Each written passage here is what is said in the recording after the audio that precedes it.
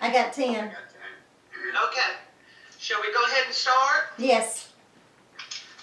Good morning, everybody. I hope you all are having a fine morning, and welcome to our first online council meeting. It's still in progress, and as you notice, one of our council members has a unique picture. That would be Mr. Turner, but he's here with us.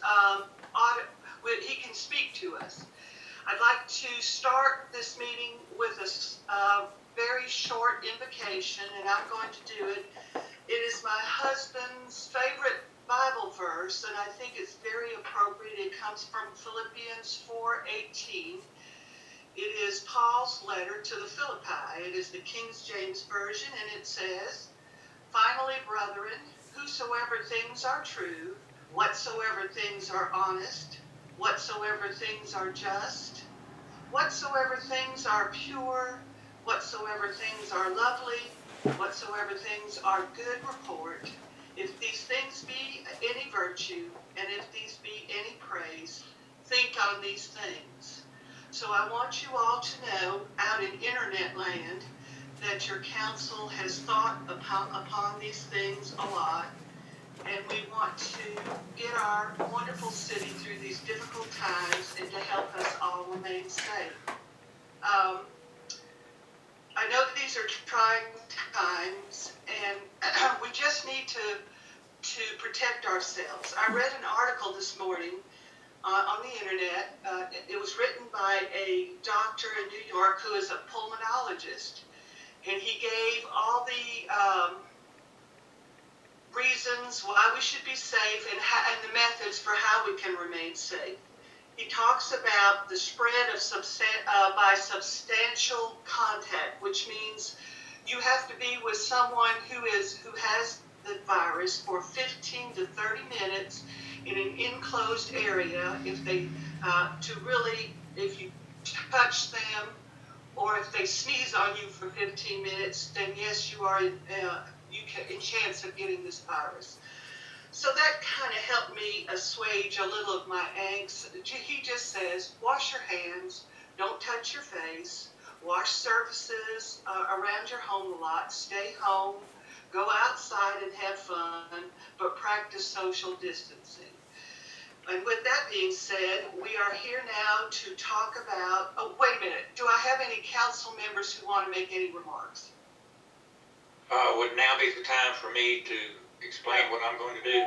No, not yet. Not yet. Okay. Anybody else?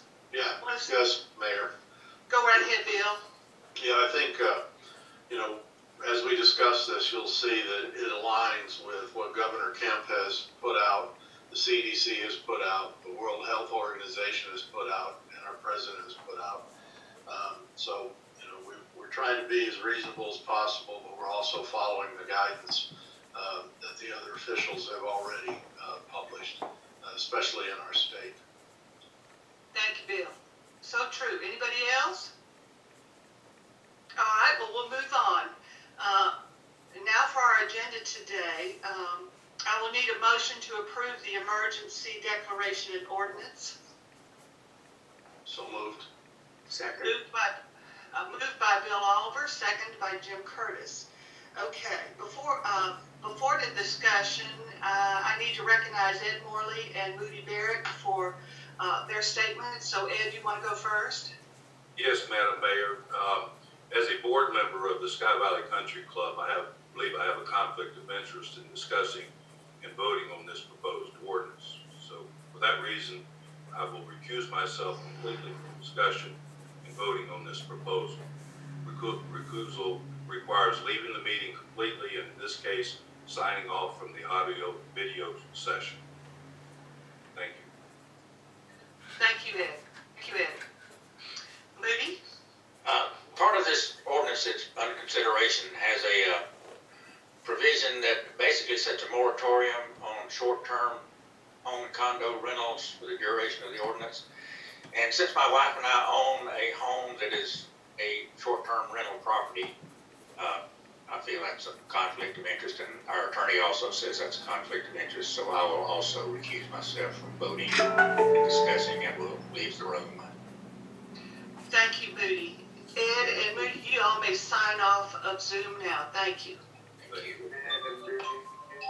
Before they sign off, I would comment Hold on just a minute, simply Stanley, okay? making the disclosure. Okay.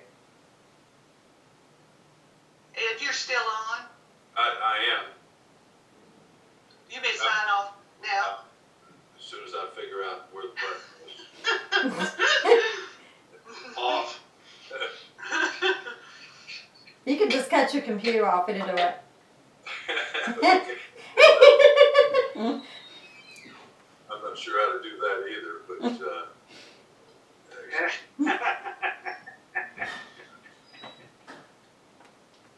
all right, I'm out. Okay. All right. Now we've had the motion made and second. Before we have any discussions or comments, I've asked our city attorney, Doug Kidd, to summarize this declaration, this ordinance, in order for the people who are watching to kind of get an idea of what it contains. Doug, you want to take it away? Sure. All right. Last week, we all received a proposed ordinance from the Georgia Municipal Association about trying to limit public gatherings and things of that nature. And many cities and counties across the state have passed these emergency ordinances to do that. And basically, the ordinance that is in front of y'all right now has 17 different sections in it. And the first section is just the findings of fact, which would be basically that we are in a pandemic right now with COVID-19, and that it is a highly communicable virus that we got. And so we are declaring a public health state of emergency. And what, in section 3, what we're going to do is limit public gatherings on city property, which would include the Sky Valley City Hall offices, the Sky Valley Police Department, the code enforcement offices, and also the maintenance areas. So basically, any public gathering would mean 10 or more people at that specific location. And so we are restricting the number of people on city property. The next section deals with utility services. Basically, the city is taking the position that regardless of if anybody pays their bill on time or anything like that, we're not going to cut off anybody's utility services, and that we're going to give people at least 30 days after this emergency to get current on their utility services. Other sections are going to be with eating establishments. We're going to restrict dine-in eating, which is what you've seen a lot of cities and counties across the state do. In the state of Georgia, you can't dine in anymore. You can't do takeout. We're also requiring people to maintain at least 6 feet of personal distance between themselves whenever they're out in public. In section 8, there's going to be a closure of certain businesses, which would include gyms, fitness centers, pools, social clubs, amusement facilities, and other things of that nature. Now, in Sky Valley, we don't have too many commercial businesses. I think it's only going to apply to 1 or 2, but they would fall into the definition of what we have in there. The main one that we have is the temporary suspension of short-term rentals, hotels, and bed and breakfast businesses. And what this means is during the term of this emergency ordinance, which is going to be 30 days initially, and then if we want to extend it out, we can do that. All short-term rentals, which would be homes, condominiums, timeshare properties, and any other properties rented through internet companies such as Airbnb or VRBO, for a term of 30 days or less, are going to be put on hold. If anyone currently is under a contract and in one of those properties, then they will be grandfathered in for the term of whatever their current rental agreement is. But there will be, from today, if it's passed, from April 1st going forward until this emergency is over with, no more short-term rentals in Sky Valley. Once the emergency is passed, then everything will go back to normal. But during the term of this emergency ordinances, no short-term rentals will be had. Let's see. There's also going to be a shelter-in-place order. This is going to be, we're going to ask residents to stay inside unless they have essential activities. And if y'all been watching the news, these essential activities are going to be going to the grocery store, going to the doctor, going to the pharmacy, going outside to exercise, things of that nature. You can still go outside, but for the most part, if you don't have any real business with these essential activities as listed in the ordinance, we'd ask for you to stay inside. If you do go outside, then maintain that social distancing of 6 feet is what we're asking people to do. So basically, I think what we're doing is with this ordinance, we're trying to catch up with most of the other parts of the state and trying to keep people to just stay inside on that. All right. Any other questions? There's also a portion in here that says that if people have been exposed to COVID, or if they're feeling ill, we would like them to self-quarantine for 14 days. That is correct. After the adoption of this ordinance, we're asking people to self-isolate in their residences for 14 days before engaging in outdoor activity if they've been exposed to the COVID-19 virus and if they are, or if they're ill and showing symptoms associated with the COVID-19 virus. So if you've been around somebody that has it or if you're showing signs of it, we'd ask for you to stay inside for 14 days until those symptoms reside.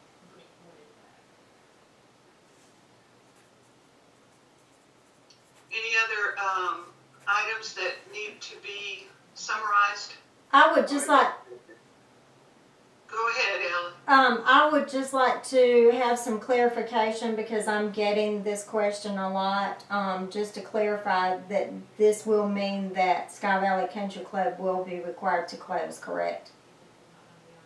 The country club is already closed, just not the golf course. Okay, so the golf course will be required to close as well?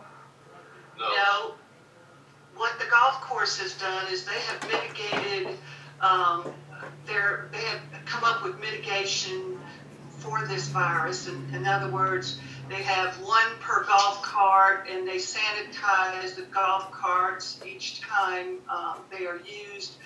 They say that social distancing on the golf course has to take place. No one is to touch flagpoles and so forth. So they have a whole process of mitigation. Well, my understanding is that is not what is going on, so that's why I wanted to make that point. So, well, I talked to the president, Howard Becker, yesterday, and he is bringing all his employees together again to make sure that this procedures are followed. okay. Madam Mayor, Yes, sir. I'd like to ask a question of our city attorney, particularly section 3, public gatherings on city property. I don't think we ought to be having public gatherings of larger than 10 people anywhere in Sky Valley outside of somebody's home. Why do we have to do this just on city property? It's a public health emergency. I would think we would want to say that we don't want people gathering in groups of 10 on anywhere outdoors. Jim, take a look at section 11. Okay. It says gatherings. All public and private gatherings of more than 10 people occurring outside of a household or living unit are prohibited. Section 3 just deals with city property. Section 11 deals with every other property. Okay. Section 11 I'm happy with, but I would not feel bad at all suggesting, and I don't know if we can put suggestions in here, but this is our opportunity to create a new social contract in Sky Valley for the duration of this episode, that people maintain the 6 feet social distancing even when entertaining in their home, when they bring in folks from outside the household, simply because you can't look at somebody, you don't know if they're infected and potentially contagious. And therefore, if the real weapon that we have to slow this thing down is social distancing. And I think we should encourage people to practice social distancing in their homes if they feel the need to entertain and bring non-residents into the home. Point well taken. Jim, this is Bruce, for those who can't see my picture. I think that point has been hammered, and in the homes, you couldn't enforce it, but I think it's good practice. Well, and I think it's important that we're talking about it here as well. Also, I would go to section 10, Doug. It reads, all other establishments not covered in section 7, blah, blah, blah, blah, post signage telling people to, maintain their distance and so on.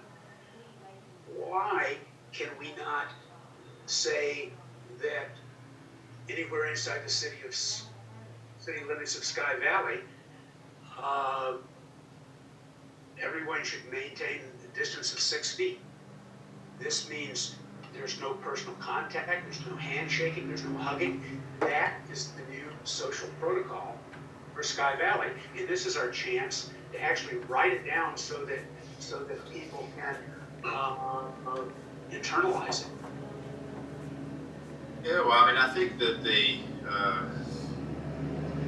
purpose of the ordinance is clear for everybody to stay back 6 feet. Now, the ordinance on its face does just mandate certain commercial establishments from putting up signs staying 6 feet away from each other. But I think that taken in whole, if you read every single section, it makes it clear that you shouldn't be in groups larger than 10 and you should stay 6 feet apart from each other.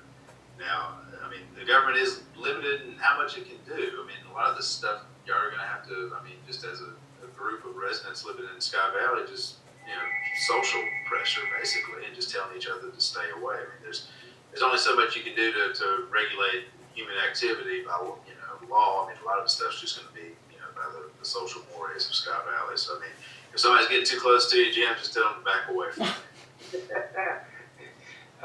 Sure, I can do that, and I hope everybody else feels comfortable doing that as well.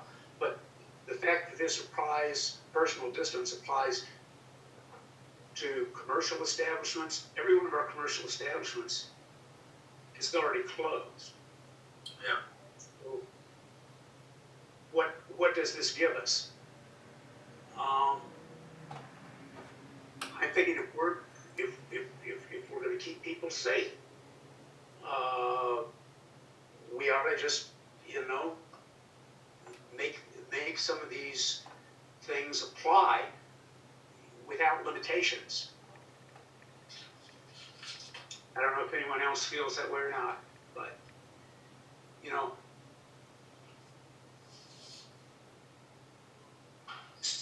self-quarantines, unenforced, they're probably, eventually they're not going to win. Having lockdowns and people, closing businesses, we have so many exceptions to those that we know that that's not really in the end going to work. The state of Georgia's health administration is publishing a map now, which shows that we've got our first cases in Raven County. So we can't delude ourselves into thinking that this is not close. It is close. And that we've got an elderly population, and that means we need to take special precautions. I think social distancing is the one method that all the models show flattens the curve, slows the spread, and buys us time. And that's what I think this legislation should be all about. And Is there a? Jim, let me interrupt for a minute. I think that this document makes it pretty clear that we're expecting social distancing. I also think that the community that we live in is, I have to disagree with you. I think the businesses are pretty much shut down except for the essential businesses. And we all know there's no magic bullet to cure this virus right now, and that social distancing and just good judgment and keeping our hands clean and our hands away from our face and keeping the surfaces clean is our best bet for stopping this horrible disease. That's just my thoughts. There was something I did want to add that I left out. That there is in section 15 a violations section. The way that we've drafted this is we have not made it a criminal penalty to violate any of this ordinance, but it may be a civil penalty, and we drafted it where it would be a civil fine of up to $1,000 per violation. I doubt that we're going to have the police force out there doing that. I would hope that maybe if someone's not following these rules, that maybe just persuasion would be able to get people to start following the rules. But that is in there. There is a violation section in the ordinance, if y'all approve it, that would authorize the city to issue a civil fine after a court hearing, of course, of up to $1,000. So that is in place. Okay, and as I understand, Doug, that all of our ordinances are subject to this same fine, that we're revising our ordinances that the individual fines and things have been stripped out. And there's just one ordinance that talks about that. I'm sorry to get off the subject. We can take that up at a different time. But now, I mean, there are still things that are municipal court hearings that are criminal that have possible jail time. But a lot of the ordinance violations are civil infractions, and would be just a fine without any possible jail time. That's what this ordinance would be. It would just be subject somebody to maybe a fine, but nobody would go to jail if they don't follow these rules. Well, Doug, I think it's important that we enact this today. It's a reasonable ordinance. It pushes us in the right direction.